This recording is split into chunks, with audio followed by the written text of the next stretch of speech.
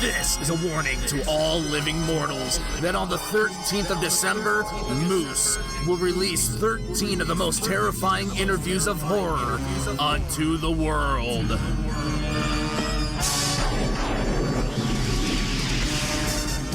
That's right, 13 brand new episodes in the month of December, leading up to our season premiere. And until then, Horror Hounds, mash on.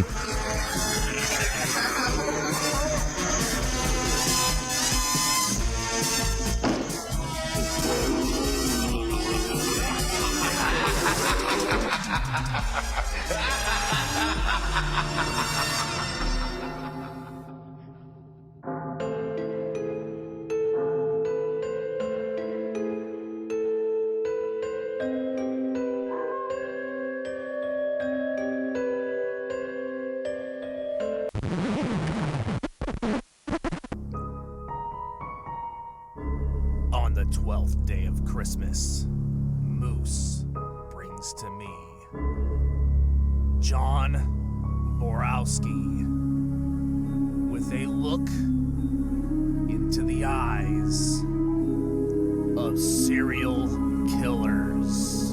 Welcome, Horror Hounds, to another episode of Moose's 13 Horror-fying Days of Christmas. I'm your host and gift giver, Moose. My gift for you today is a gift of, well, real horror.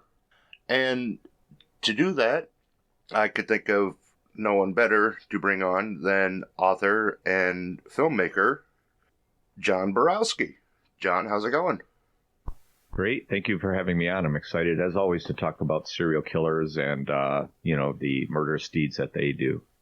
Yeah, it's a very interesting topic that seems to grip, especially the American psyche, very well.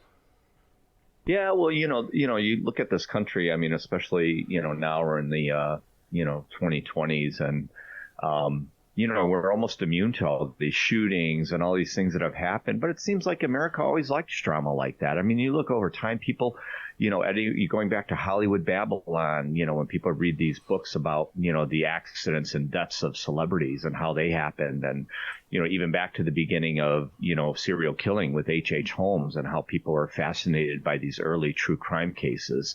So there's always been a public fascination with serial killers. And it's obviously, because these people, you don't see them and you don't see their acts every day. So when we hear about them, and especially when we find out they could be, our wife, husband, son, neighbor, police officer, it gets really scary.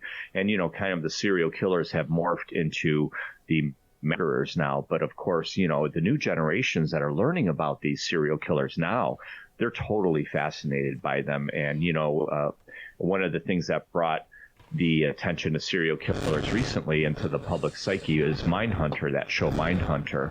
And I noticed after that show was released, there was just a ton of interest in true crime. When I do my conventions and I have a booth, after Mindhunter, so many more people were interested, I saw, and rallying around my booth and wanted to talk about killers.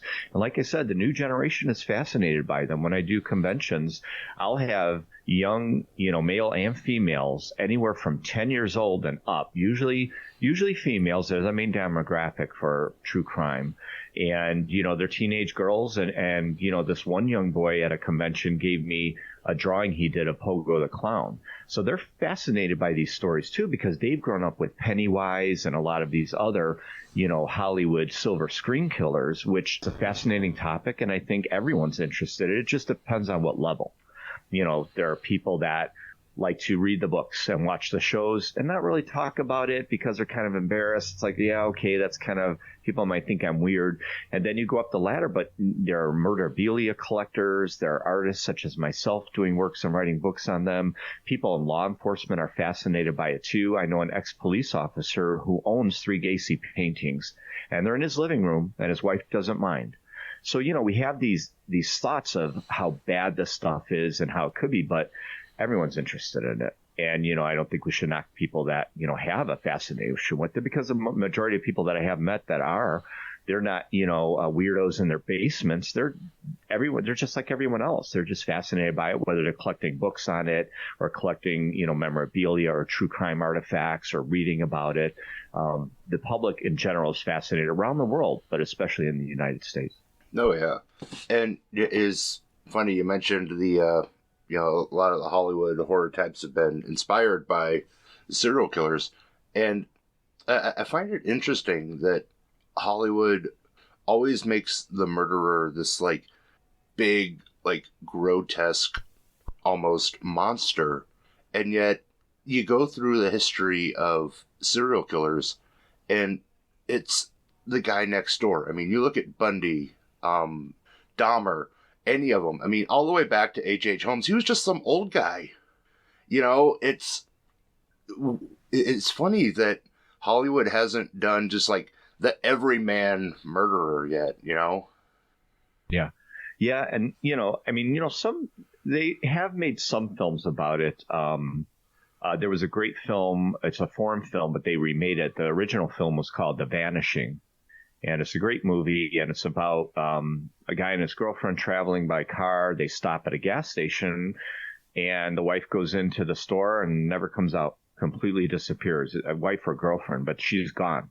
And then she gets a call. The boyfriend gets a call from someone, some stranger, a male, and says, if you want to find out what happened to her, you have to go through the same thing.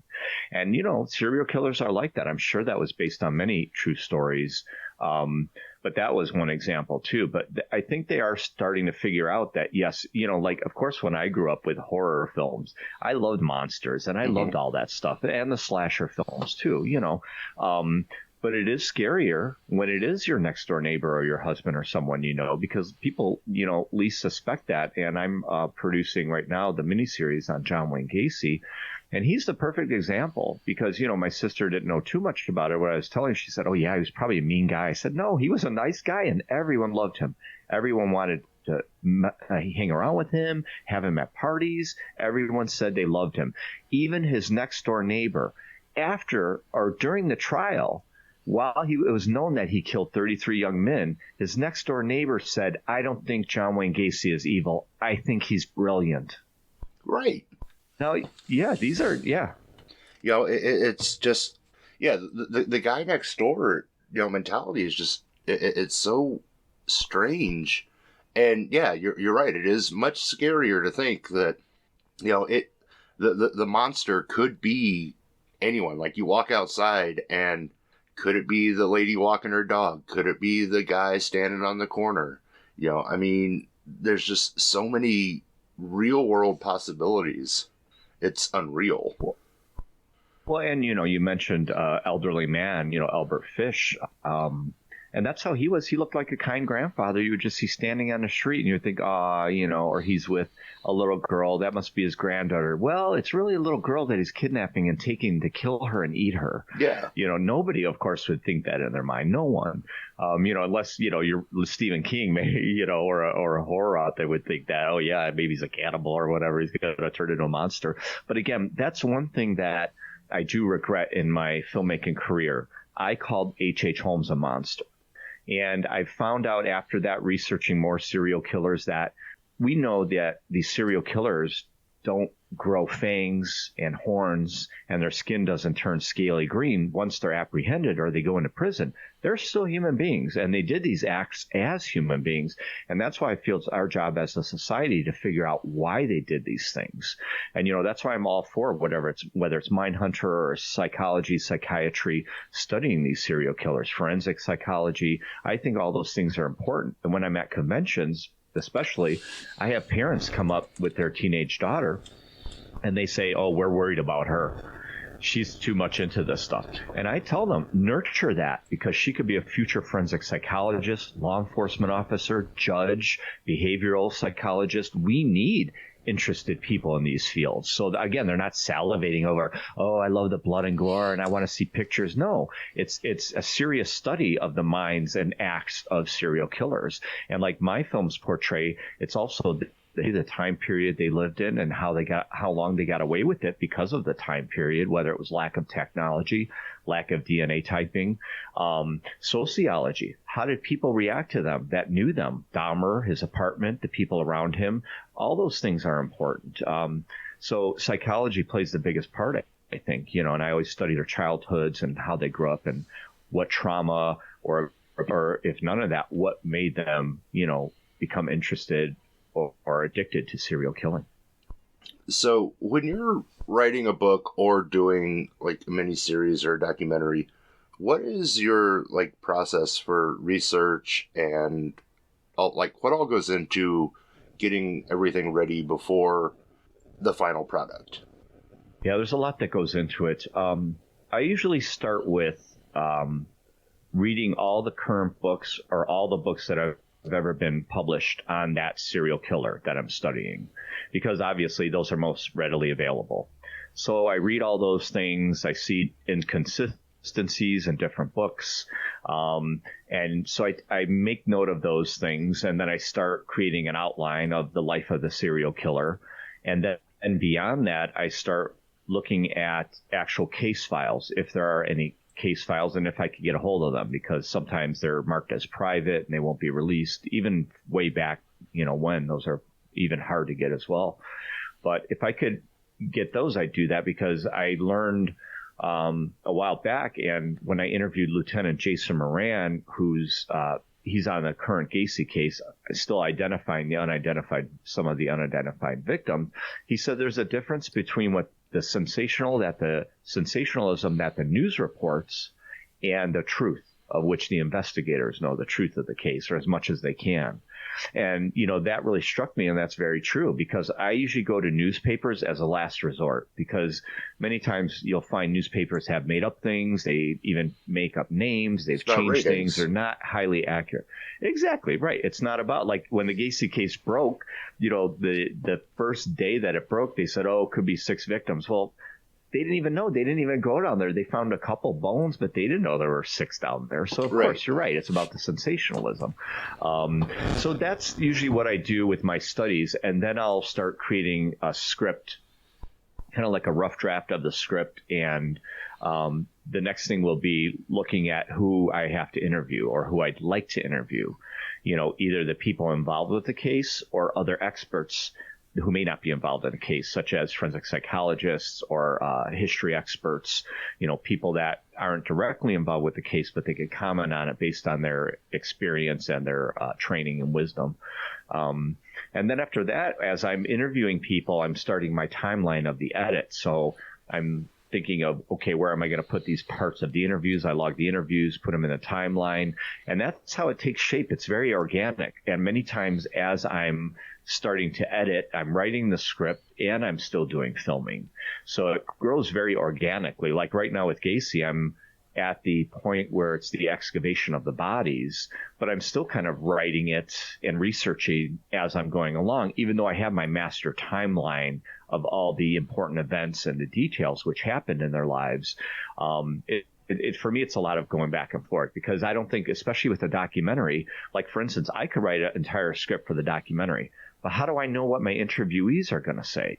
So I can't really, I can make a rough draft of a script, but, some of the interviewees will also create new answers and questions that might be answered. So again, that's why it's very organic. And then once I'm editing it, I have a rough cut and I look at it and say, okay, what else do I need now? I need more of these photos. I need some other reenactments. And then after that, it's music, mix, score, composing, and then sound design, and that's it. I do almost all of that now. I did used to have a sound designer, sound mixer, and a composer, but it's expensive, and sometimes they take time, and that's fine, but I want to wrap this thing up sooner rather than later. So I'm doing a lot of it on my own, pretty much everything. I've had people help with filming and, different aspects of reenactments and things like that. So, but yeah, it's very, very painstaking. I have a very particular attention to detail. So it's like, for instance, if I'm editing, I could be editing for 8 to 12 hours, and I might get, if I'm lucky, 5 to 10 minutes edited, if I'm lucky.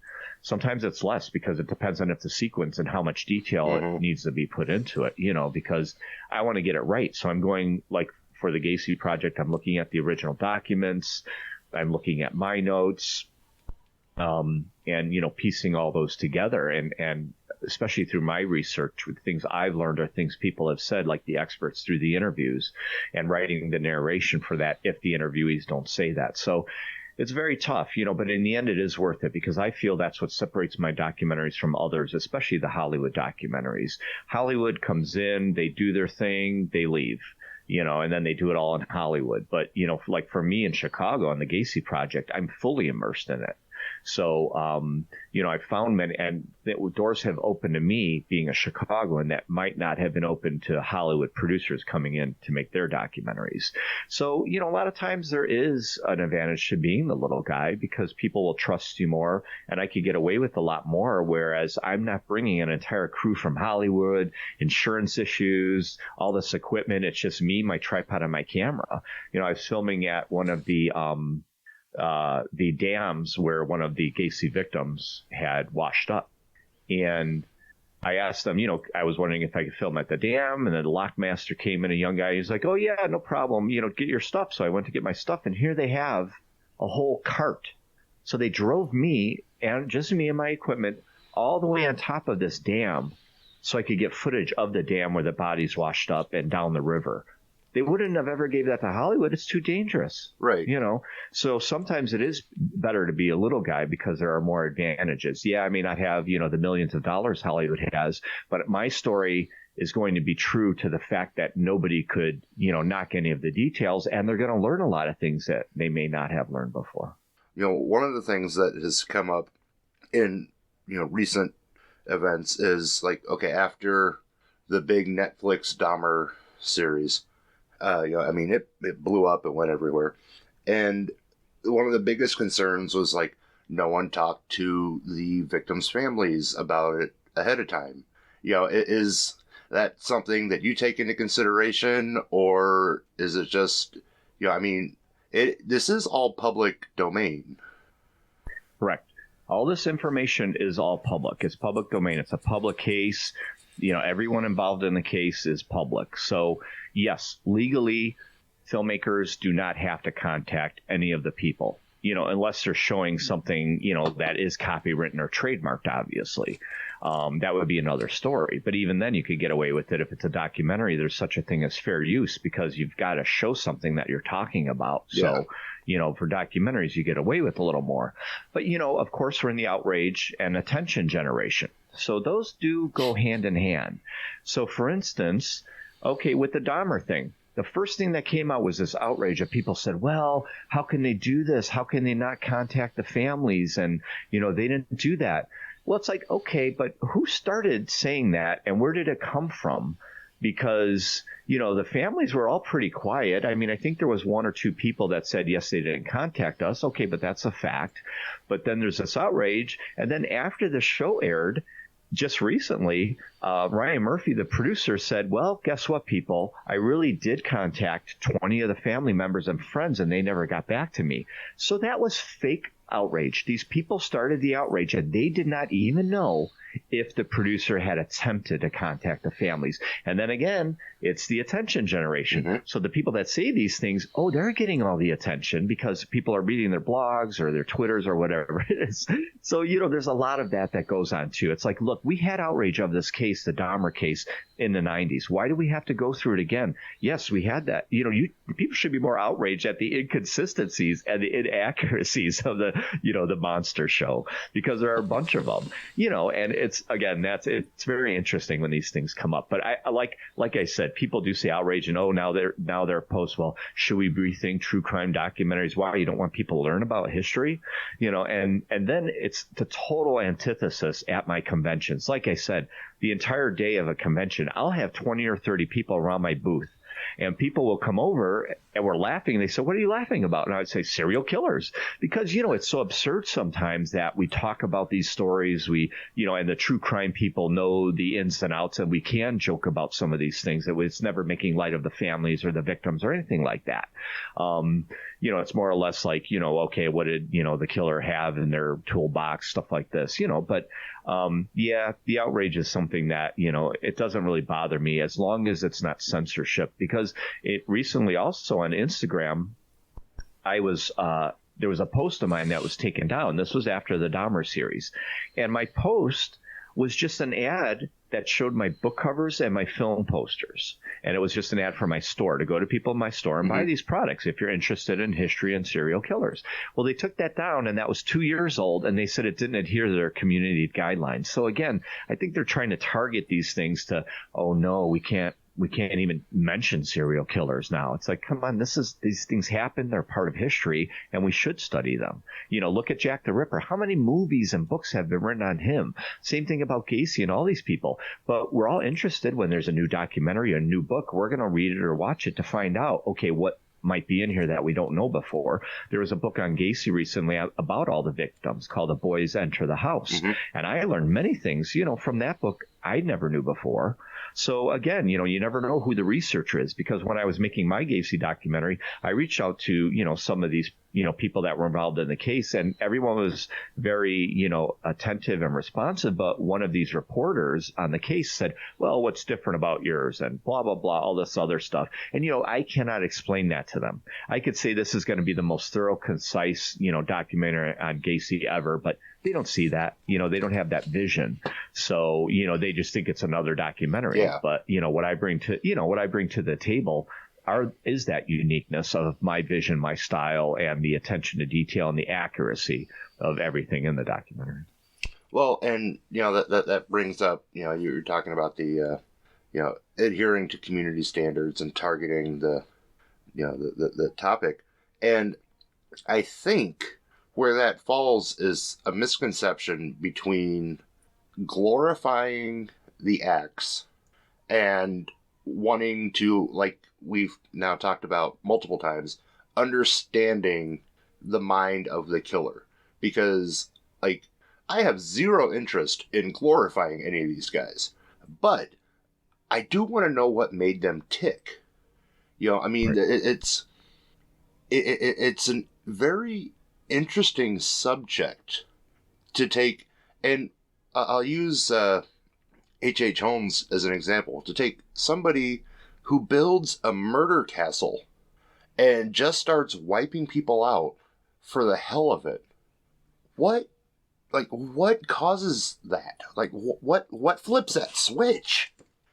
And I think that's what intrigues more people than the, okay, Dahmer killed a bunch of people, ate some of them, Gacy killed and buried a bunch of people. It's more the, how can this normal person flip that switch? Yeah, I agree. And they talk about glorification, but, if you look at glorifying up, even the definition of it, it's, to build someone up to make them seem great. Well, I've rarely seen anything glorifying serial killers, because that would be a program or a person or an end result saying, oh, Dahmer was great. He was a great guy. He did great things. That's glorifying. Yeah. But, telling the story isn't glorifying. Now, you could say it's exploitative if there's a lot of gore, and violence to get attention. But, it's not glorifying. And again, I agree with Rick Staten, who was Gacy's art dealer. He said, if anybody's glorifying these criminals, it's the newspapers and those magazines.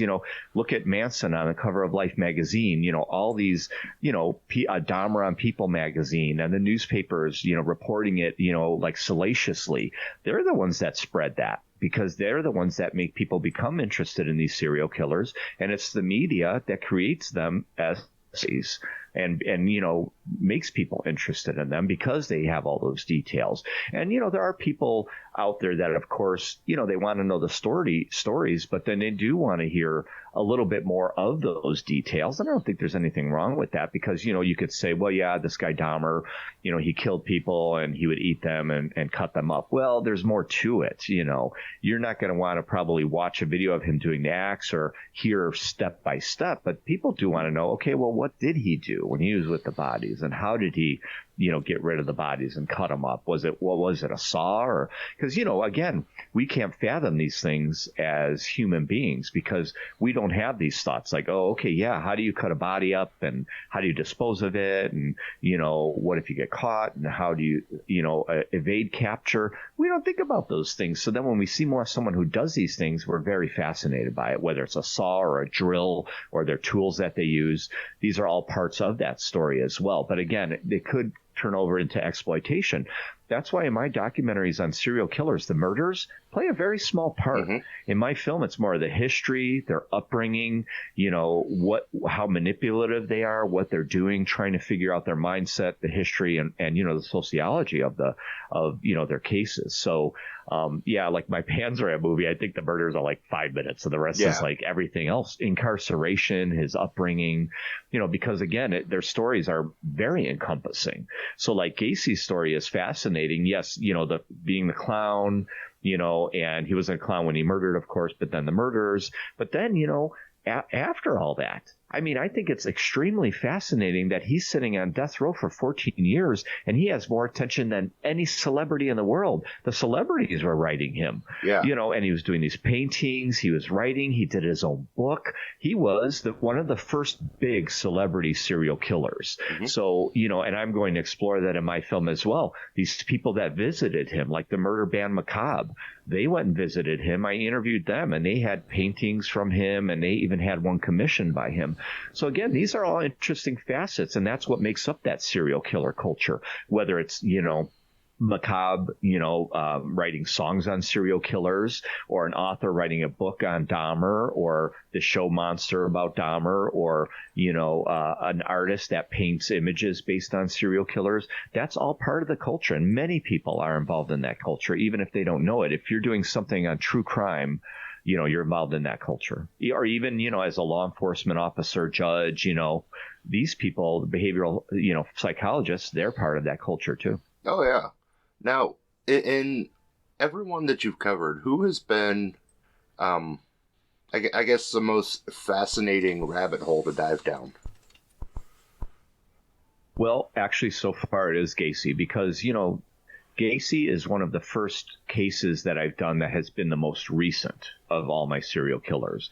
If we go back, Panzram, Holmes, and Albert Fish, they were really from like the late 1800s into the early 1900s. So as contemporary serial killers go, and, Gacy was one of those, golden age that we call them of serial killers.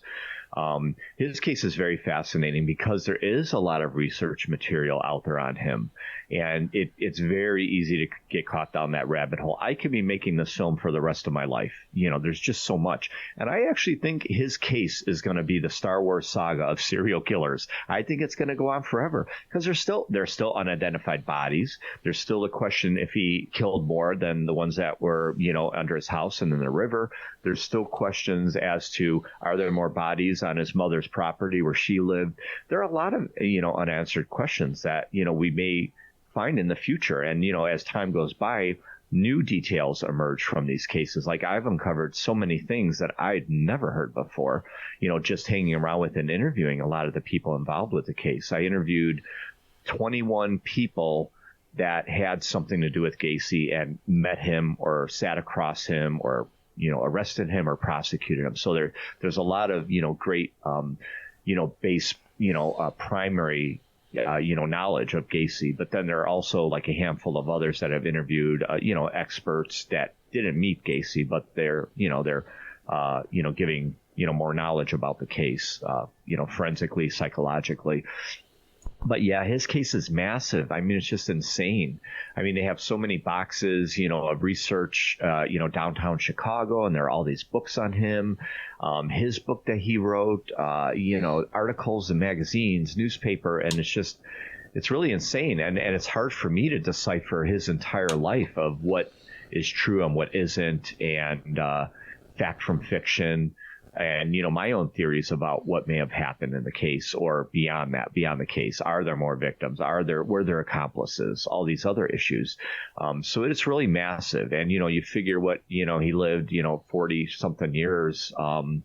And I put it all under a microscope from the day of his birth to where he was born, all the way until not only Gacy's execution, but I have to take it after everything that's transpired from his execution till now, changing the address on the house. There's a new house there, and the investigation of identifying these bodies that still aren't identified. So it's a massive, massive project. But in the end, it will definitely be worth it. Oh, yeah. Yeah, I mean, and Gacy was one of those like, larger than life personalities. Like, you know, there's the guy that needs to be the center of attention, and then there's the guy that needs to be the center of attention but draws you in. And that was Gacy. You know, he very much had control of whatever room he was in. And now he's dead, and he still has it. He's more insane. popular now. Yeah, Gacy's more popular now than when he was initially arrested and when he was in prison. You know, there's so many pop culture items out there by him now. Album covers, T-shirts. You know, I've got on my shelf, I've got 2 bobbleheads of, you know, one is Pogo and one is Gacy. I mean, there's everything you could think of Gacy. I mean, costumes and, you know, masks of Pogo. And, you know, Pogo has become this kind of like pop culture figure outside of Gacy in a sense. You know, people know Gacy, but I guarantee you more people will know Pogo the Clown because of, you know, the persona, right? And the inspiration for Stephen King's It, Pennywise the Clown. So, and of course the whole clown thing, you know, is fascinating because of course at that time there weren't scary clowns, you know, but Gacy started the whole scary clown thing again. And even though he never killed anyone in clown outfit, he's still frightening. And that idea that he could portray a clown, and here he is going to children's parties and into hospitals with sick children. And, you know, he was probably feeling them up too, but, you know, nobody thought that. He's a nice guy, you know, dressing up as a clown. And that's also the scary thing that we know, you know, also we've learned about a lot of these people that wear outfits, right? When I was young, my mother would always say, oh, you could trust the doctor, the priest, the police officer. Well, now, if I had a child, I would not let my child alone with any of these people because you don't know. I mean, just because they wear an outfit doesn't mean they're a good person. Right. You know, but with Gacy, you're right. He's just become so much larger than life that now, again, all the youngsters, the teenagers, the young kids, they're fascinated by it and they're researching it too. So he's bigger than ever, really. And that's why I want to do this documentary on him. Miniseries documentary because I am a Chicagoan and there were many things I actually had in common with him, not the murders, you know. But do we need to check your basement? Right. Don't look in the closets. Don't look under my floorboards. But you know, I'm a Chicagoan. Obviously, we both grew up on the north side. His father is buried at Mary Hill Cemetery, where mine is buried. He went to the same high school that I did.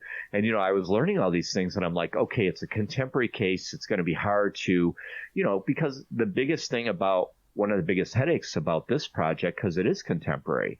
So then, you have to deal with, of course, you know, very high prices for stock footage or photos because, you know, H.H. Holmes, everything was public domain. You know, you're talking about 1800s. You know, it's a different time period. But now the contemporary stuff, you know, for instance, I interviewed Walter Jacobson, who Gacy, when he interviewed Gacy showed him the road trick on his arm with a shoelace. And, you know, just to get that footage, it's $3,000 a minute from CBS. And I mean, I could spend that money on, you know, 3 interviews or even reenactments. So it's like, yeah, it's kind of ridiculous that the news media charges that for photos and stock photos. It's really ridiculous. But I found some ways around that. You know, I have other contacts and, you know, but yeah, it's very interesting. And then, you know, to go back, I wanted to address when you mentioned the victims' families and stuff, because Gacy is a contemporary case. Of course, there are still family members alive. I interviewed Gregory Godzik, the victim, his sister, Eugenia Godzik. So I wanted to have a victim's family member in my film.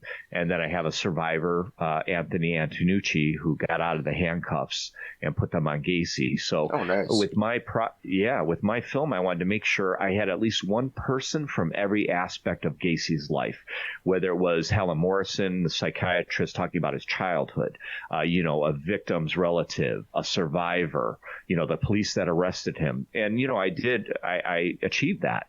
But I did not reach out to any other family members. Number one, I do want to be respectful, and I don't want to be the one dredging this up for the family members, because eventually, you know, they're going to have a choice not to watch my documentary. They could hear about it and they could just choose not to watch it. But it's a different story if I'm writing them and hounding them and calling them. Mm-hmm. And I knew Eugenia Godzik had been in these programs before. So I went to her and she agreed, but that's my personal reason, just because I feel they don't want to be bothered and I don't want to bother them. If I have one relative of a victim, I'm happy. And that's what I did. I'm not going to bother them. Now, if someone may have came forward and say, hey, I heard you doing this, and, then I ask them if they'd be interested. But, again, I don't need to hound all them. We know what they went through. You could read the newspapers and watch the footage and documentaries of these people crying on camera. And of course, how awful it was, and so, that was my reasoning for not, I don't even have to let them know, obviously, but I didn't even want to contact them in any way whatsoever for their privacy. Oh, yeah. What got you interested in the mind of a serial killer, like, in the first place? Because, like we talked, this is kind of a reach for almost, I guess, normal's a stretch. But for normal people, this isn't really the route to take. But I mean, you dove in, and you keep diving in. So what got you to dip your toe in the water in the first place? Well, growing up, I wasn't really too aware of serial killers. I was more into horror films. And, back then, growing up 70s, 80s, they really didn't, for me, I didn't notice it a lot, true crime stuff. I loved Psycho. I never knew that was based on Ed Gein, because as a kid, I just didn't. I didn't find out about it, but to me, it was more horror films. And so I was always interested in that. And then I wanted to do special makeup effects. So I started doing those masks and, old age makeup and gore makeup. And a friend of mine, when he was doing it with me, this was in 91 when Dahmer was arrested. And my friend called me over to his house and where he was living with his parents. And his father was a detective in Chicago, and he had found in his father's office a small file with like a 3 or 4 page mini confession of Dahmer's, where he first talked to the authorities or police. But then it had photocopies, really bad photocopies, like they had been photocopied 300 times, that's how bad it was. But, and it wasn't all the bodies and stuff, but there were at least 4 pictures that showed heads in his sink with their eyes and mouths open and their decapitated hands next to them and maybe a penis. And that really brought me, up to, par with, okay, these are real life horrors. Yeah. These are, real life monsters in that sense, if you want to call them that, because they're real people. And those images never got out of my head and they affected me. So in college, I was a sophomore. I was a sophomore in college at that point. So I did a short film based on it called State of Mind, where a detective is interviewing, Dahmer, and it's a very short film. And then, I did that in college. And then for my junior or senior year, we had to do a History of Chicago report. So went to the library and I'm looking through this historic Chicago book. And there was this one chapter about this castle of H.H. Holmes. And they were talking about trap chutes and, secret rooms, and he designed this place, and it's like something out of Edgar Allan Poe's story. So I'm like, okay, this is very interesting.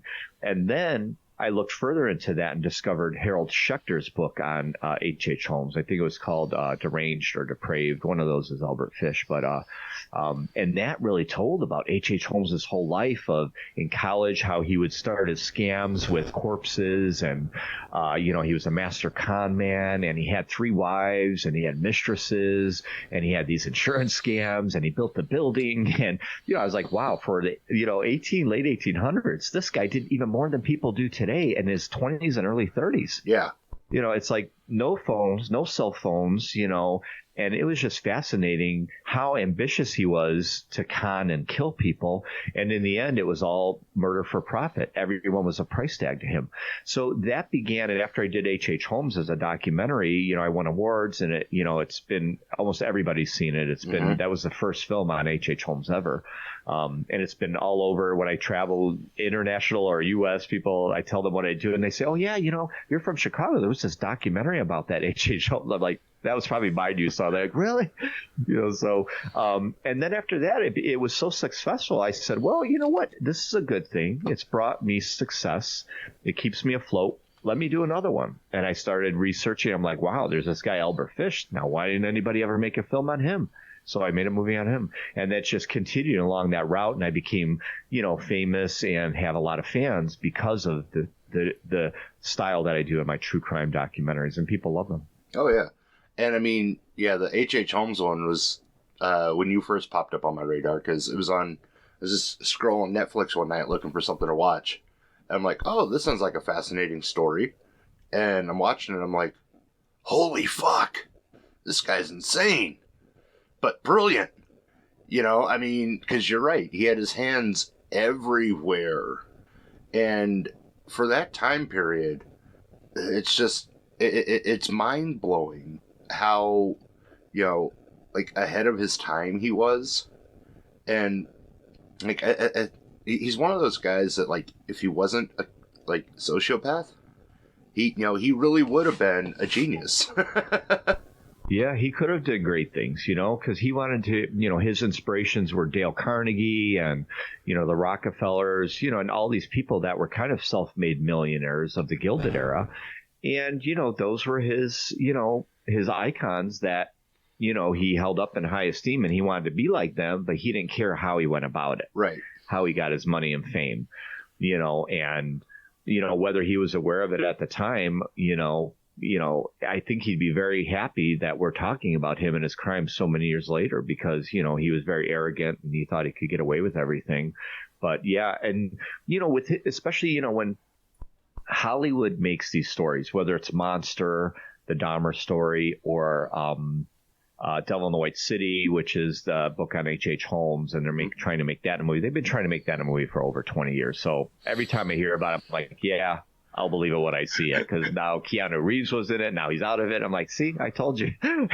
They should just let me do it, because I've got it. I could write it in a month. I mean, I could write a three movie series of H.H.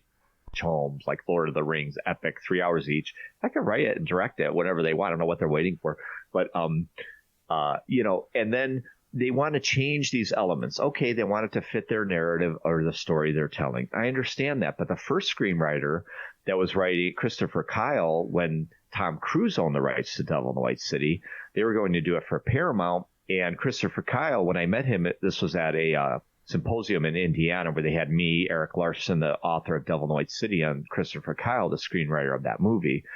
And then I talked to the screenwriter, and Christopher Kyle said, well, we have Holmes throwing bodies around the World's Fair. And then I tell him, well, he wasn't that stupid. He was highly intelligent. Obviously, that when they went in his buildings, they didn't find any evidence. They found some things that could have been evidence, but he was so good that he covered everything up. So again, why did they change things? Right, exactly. These stories are fascinating as they are. I mean, you could change some minor things, but not the details, and don't add things, because it just, it takes away that true quality of it. And that's why, if I did one of these feature Hollywood kind of narrative stories on them, there may be some things changed, but not the truths, and catering to, racism and, woke culture. And so that's what the Dahmer show was doing, because the two detectives who were in that room in the Monster series talking to Jeffrey Dahmer, well, in reality, they were both white. So why would you change true history to appease race and make up the fact that one of them was black, because in the show one was black? And again, I'm not against those things, but it's not the truth, Well, and especially in like the case of Holmes, where the truth is stranger than fiction. I mean, here you have a guy who monetized murder. I mean, he'd kill the people, strip their bones, and then sell the skeletons as cadaver statues. Like, you can't make this up. Everything was a price tag to him, and that's why he had his assistant, Benjamin Peitzel, around, because he was an alcoholic, and he knew, well, one day he's going to come in handy when I need to use him. And he did. He killed him and tried to kill the entire family. But that's how much of a manipulator Holmes was. People ask me, well, why didn't he kill any of his wives? And I said, well, look at the interview with one of his wives when he was apprehended. When they asked her about Holmes in the building, she said, well, he hasn't harmed me or our child. I don't know what he does at that building, because he kept the wife in the suburbs away from that. Mm-hmm. And Holmes knew that if he was caught, he was such a forward thinker, he knew someone has to say something good about me. And it's his wife that he keeps up in a nice top baby and and pays for everything and takes care of her. Is she going to say something bad about him? Of course not. So that's how he saw everyone as a pawn to come in handy when he needed them. Master genius, but very manipulative, like serial killers. Yeah. So before we wrap this up, where can listeners pick up your books? And I think they can even order copies of the movies as well. Yes. Yeah, they're everything that I have is all my films are on DVD, and hopefully in the future soon to be Blu-ray, like Gacy, that'll be on Blu-ray release as well. But you could purchase the DVDs from eBay. They're on eBay. And my books could be purchased on Amazon, and they're also on eBay. If you just type in my name, all these pages will come up where you can buy my products. But my store is a great hub. So if you go to store.johnborowski.com, what that has is it has all my products plus more, and then you could actually select to have them personalized and autographed by me. So that's what, like for a gift, if you want to give a friend a gift, a true crime book, what better gift to give that's personalized to them with their name and a little saying and an autograph. So that's what I offer from my store, in my website. So a lot of people like that as well. And as far as streaming right now, currently, all of my works the best place right now is Tubi, because you can watch all my stuff for free on there. My whole catalog is on there, and it's all for free streaming. But they're also on Amazon, they're on Apple TV, they're Roku and Hoopla, and a lot of other sites too. Hoopla is like a library video rental site, and they're on there as well for free. So there are a lot of places for free to watch them, and that's what's great about streaming now, that there is this access to the product. So yeah, they're definitely out there. And, when I do my conventions, I usually have those listed on Facebook and my website as to where I'm going to be. So if you're in that, area, I usually just travel in the Midwest. So if you're in the Midwest areas for these conventions, you could come and meet me and talk and, get an autograph, and, we could talk serial killers. And listeners, like always, I'll put those links in the episode description for easy access. Check out all of his stuff on Tubi, and be sure to tune in tomorrow for the 13th episode of Moose's 13 Horror-fying Days of Christmas. And you can find me and other great podcasters over at Electronic Media Collective. Or, if you just want to follow me, head over to Facebook and Twitter and look up Moose Media Inc. Just look for the Moose. John, this has been very insightful. And to give the listeners a little peek behind the curtain, as we talked ahead of time, you will be back on, and we will do a deeper dive into individual serial killers as the show progresses. Oh, I look forward to coming back on. I hope you feel better. But yeah, I mean, maybe an episode to each one of these killers and stuff, because there is so much that we could talk an hour easy on and more on just one of these guys. Oh, yeah. And, like I said, it was great to have you on. And until next time, Horror Hounds, mash on. Thank you.